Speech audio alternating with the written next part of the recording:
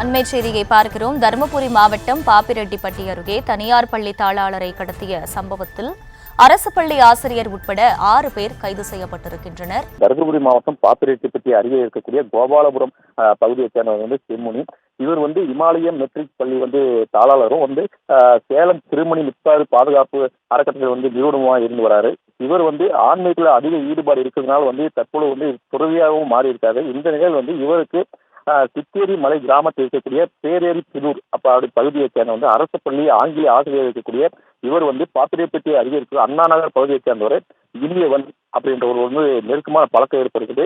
இதனால் செம்முனி நடத்தி ஒரு அந்த தனியார் பள்ளி நஷ்டத்தில் இயங்கி வந்ததுனால இவரிடம் சுமார் 15 லட்சம் ரூபாய் பெற்றுக்கொண்டு ஒப்பந்த அடிப்படையில் அந்த அரசு பள்ளி ஆசிரியர் இனியவனின் தாயார், அதாவது அமிர்தவல்லி இந்த தனியார் பள்ளி கடந்த ஆண்டு 2023ஆம் ஆண்டு முதல் நடத்துக்கிறான்னு சொல்லி எழுதி கொடுக்குறாரு. இந்த நிலையில் மேலும் அந்த பள்ளி இந்த லாபத்தை 10% வழங்கணும்னு சொல்லி செம்மொழி அந்த பட்டத்தில் எழுதி கொடுத்திருக்காரு. இந்த நிலையில் பார்த்தீங்கன்னா தற்போது அந்த பள்ளியில் 101 மாணவிகள் படிச்சு வந்திருக்காங்க.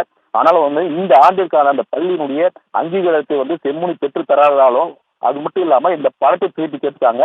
இதனால அவருக்கு திருப்பி பணம் தராதனால கடந்த மாதம் பள்ளிப்பட்டி காவல் நிலையத்துக்கு அமிர்தவல்லி புகார் தெரிவிச்சாங்க. இதனால இந்த புகாரை தெரிஞ்சுக்கிட்ட செம்முனி விசாரணைக்கும் வராம தலைமறைவா இருந்து வந்திருக்காரு. இந்த நிலையில் நேற்று பாப்பிரெட்டிப்பட்டி சாய்பாபா கோயில் செம்முனி சாமி கும்பிட்டு அங்கிருந்து வெளியே வரும்போது அப்போ அந்த தகவல் தெரிஞ்சு இளையவன் அவருடைய அடியாட்களோடு 6 பேரோடு போய் அவரு செம்முனி கடுமையா தாக்கி அவர் கடத்தி போறாங்க. இந்த அந்த சாய்பாபா கோயிலுடைய அறங்காவலர் பாப்பிரெட்டிப்பட்டி காவல் நிலையத்துக்கு புகார் தெரிவித்ததுனால உடனடியா சேலம் அரூர் அந்த பைபாஸ் சாலையில அந்த 6 பேர் கொண்ட கும்பலை காவல்துறை கைது செய்யறாங்க.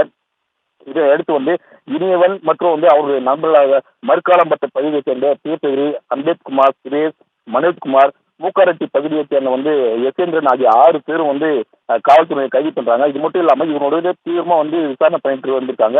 இந்த சம்பவம் அந்த பகுதியில் பெரும் பரபரப்பா ஏற்பட்டு இருந்தாலும் கூட அதனுடைய சிசிடி அவங்களை அடித்து துன்புறுத்தி காரில் ஏற்றிட்டு போற அந்த சிசிடி காட்சி தற்பொழுது வெளியாகி அந்த பகுதியில் பெரும் பரபரப்பை ஏற்பட்டிருக்கு. அப்படிலாம்